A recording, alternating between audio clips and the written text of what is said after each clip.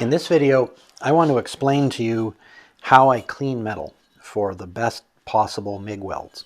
Now, as I've mentioned before in other videos, strictly speaking, you don't need to get back to bare metal in order for a MIG weld to work. But for it to work to its full potential and for the bead to look as nice as possible and be as strong as possible, you do need to get back to bare metal. This is a piece of black iron pipe. It's called black iron because it's black on the surface, although the actual metal isn't really black. What you're seeing on the surface here is something called mill scale. So you can imagine this started off as molten steel and it was extruded. Actually, this is welded pipe. I don't know if you can see that, but there's a weld bead in there. So it actually started off as some flat stock, and it was bent in a factory and welded, and it's seamlessly welded. You can't really see the weld on this side.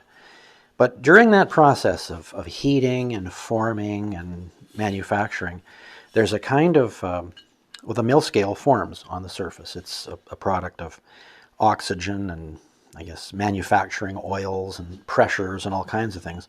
And that's why this is black. Now, it's starting to rust a little bit here too because it's been outside.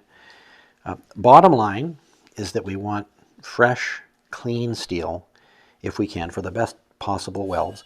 And the usual tool for that is something like this. An angle grinder with what's called a flap wheel, which is an abrasive. It removes a fair amount of metal. It does it fairly quickly in most cases, but it's not the best for this sort of thing because it actually travels so quickly. Like this, the maximum RPM on this disc is over 12,000. I think it probably spins at a full 10,000. I don't know if it says anywhere here. Yes, sorry, 8,500. So it's really spinning very quickly, and so quickly, in fact, that it can actually burnish the surface of the metal and not remove the mill scale as fast as you might like, or as you can. What I have found works better than that, and it's nicer to use too. It's more controllable and it's more effective, and that's a regular woodworking sander. This is a 5-inch random orbit sander. As I said, it's meant for working with wood, but it happens to do a great job getting off this mill scale. So I'm going to show you that, but before I do, I just want to point out a couple of different abrasives. This is the sort of abrasive disc that's sold most commonly for use on a 5-inch random orbit sander. Works great on wood, and it works pretty good on metal too. But what works better on metal is this mesh style abrasive. So you can see my fingers through it, I think. And the advantage there is that the advantage for woodworking is that there's all kinds of holes in here. And sanders like this have a built-in vacuum system, a little vacuum system. These holes suck the dust in, trap it in this canister.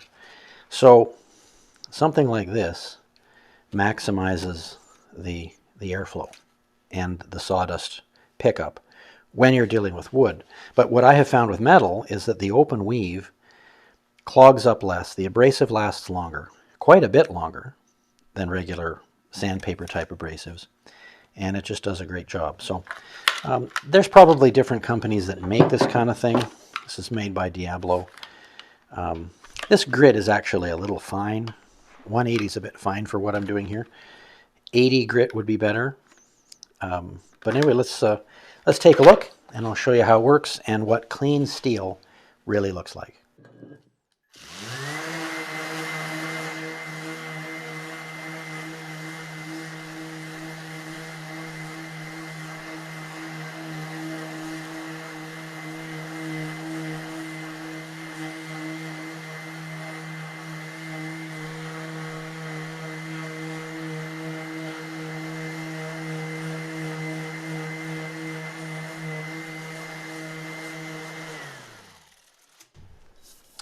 Now, that is bare metal, and you can see where the sander kind of worked through the mill scale. This isn't as big of a job as you might think because you really only need to do it where you're going to actually do the welding. Later on, subsequent steps might involve cleaning the whole thing that you've made and applying some kind of paint. But as far as cleaning metal for welding goes, that's the ticket. that's perfectly clean, and you'll get really good results if you try to weld to that.